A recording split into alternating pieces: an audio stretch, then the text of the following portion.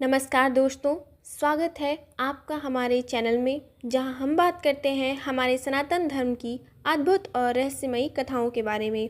आज का दिन है दोस्तों धनतेरस का, यानी धन त्रयोदशी। वो दिन जब लक्ष्मी जी के साथ भगवान धन्वंतरी का जन्म हुआ था। धनतेरस को सिर्फ खरीदारी का पर्व मत समझिए, बल्कि ये वो पावन दिन है जब धन, आरोग्य और आयु और सौभाग्य की वर्षा होती है। तो आइए आज हम जानते हैं धनतेरस की पौराणिक कथा, इसका धार्मिक महत्व और वो सारे उपाय जो आज के दिन आपको सुख समृद्धि दे सकते हैं। दोस्तों, धनतेरस की आप सभी को ढेरों शुभकामनाएं। आप मेरी तरफ से आप सभी के परिवार को धनतेरस की हार्दिक शुभकामनाएं। माता लक्ष्मी और भगवान धन्वंतरी की आप सभी के ऊपर कृपा बनी रहे।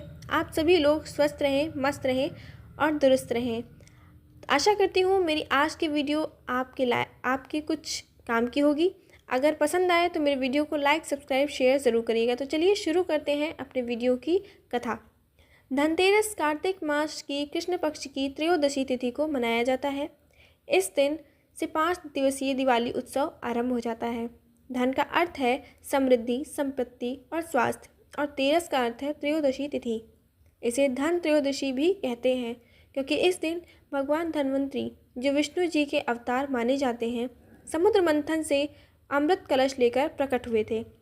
यानी आज का दिन सिर्फ धन की पूजा नहीं, बल्कि स्वास्थ्य और दीर्घायु की आराधना का भी दिन है।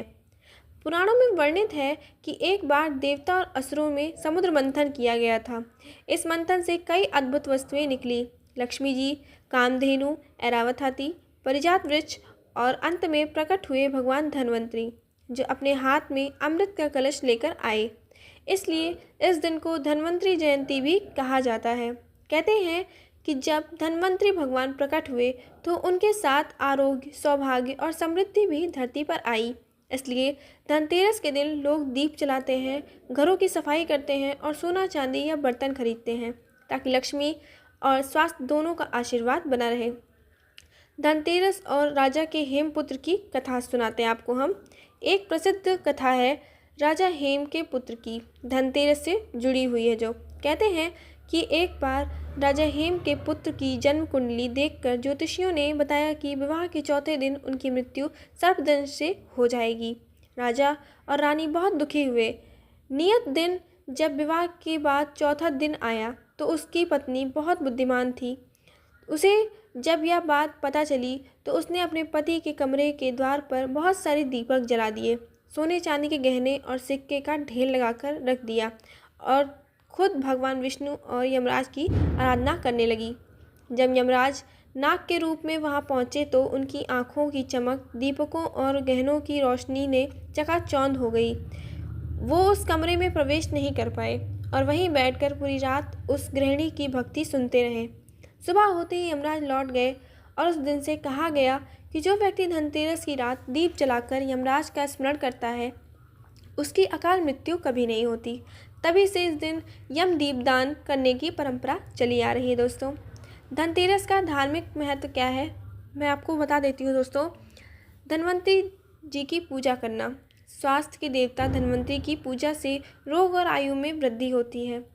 लक्ष्मी पूजन का आरंभ। इस दिन से लक्ष्मी जी का स्वागत प्रारंभ होता है, इसलिए घर की सफाई, दीप जलाना और धन रखना शुभ माना गया है। यम दीपदान की परंपरा। मृत्यु के भय को टालने और दीर्घायु के लिए यह दीपदान अत्यंत शुभ है। नया धन या बर्तन खरीदना। इसे माँ लक्ष्मी का प्रतीक माना गया है, जिससे घर में कभी अभाव नहीं होता। दोस्तों, आज के दिन क्या करना चाहिए वो मैं आपको बता देती हूँ। भगवान धन्वंतरी की मूर्ति या चित्र के सामने घी के दीपक जलाना चाहिए। तुलसी पत्र, पीले फूल, धूप और जल अर्पित करना चाहिए।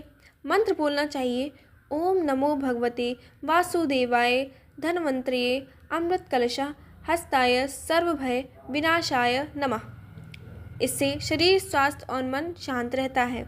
घर की साफ सफाई और दीप जलाना चाहिए। धनतेरस की शाम घर के हर कोने में दीप जलाना चाहिए। विशेष रूप से मुख्य द्वार, तुलसी, चौरा और रसोई में दीपक जलाना शुभ होता है। यह दिन नए धन के आगमन का प्रतीक है। अगर बड़ी खरीदारी ना भी कर सके तो धातु का छोटा बर्तन या सिक्का ज़रूर लेनी चाहिए।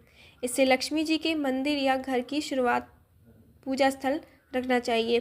सूर्यास्त के बाद घर के बाहर दक्षिण दिशा की ओर एक दीपक जलाएं। यह दीपक यमराज को समर्पित माना जाता है, जिससे अकाल मृत्यु का भय समाप्त हो जाता है। ऐसा करने से पुण्य बढ़ता है और घर में शांति आती है। दोस्तों, धनतेरस में हमें क्या नहीं करना चाहिए वो भी मैं आपको बता देती हूँ। कर्ज ना लें और न दें। धनतेरस के दिन किसी से उधार न लेना चाहिए और ना ही देना चाहिए, ये अशुभ माना गया है। घर में झाड़ू न लगाएं। शाम के समय झाड़ू लगाने से लक्ष्मी जी धनतेरस के दिन नाराज़ हो जाती हैं। काले वस्त्र नहीं पहनना चाहिए धनतेरस के दिन। इस दिन हल्के या पीले सफ़ेद वस्त्र शुभ माने जाते हैं। क्रोध या विवाद न करें। लक्ष्मी जी शांति में निवास करती हैं, कला और नकारात्मकता में नहीं।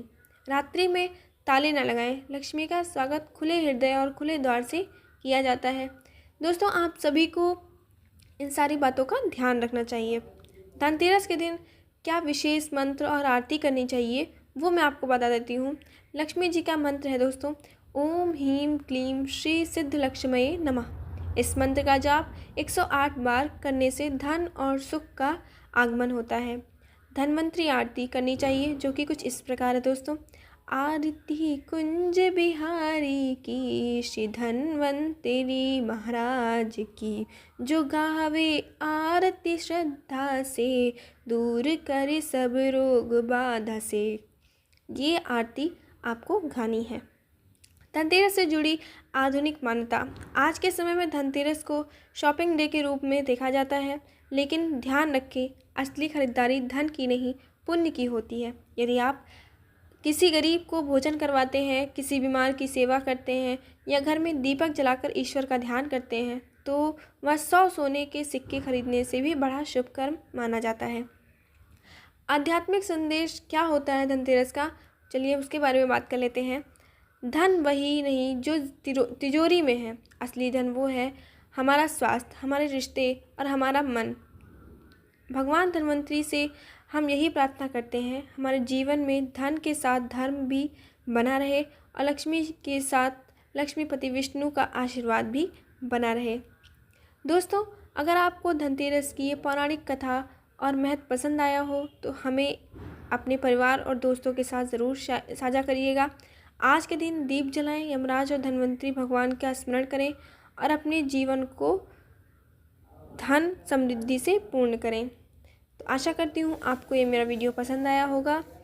तब और इस तरीके की वीडियो के लिए मुझे इनकरेज करें, आप लोग प्रोत्साहित करें, ताकि मैं और अच्छे अच्छे वीडियो बना सकूं। तो आज के लिए इतना ही। जय माँ लक्ष्मी, जय धन्वंतरी भगवान। शुभ धनतेरस। आप सभी को धनतेरस की हार्दिक शुभकामनाएं।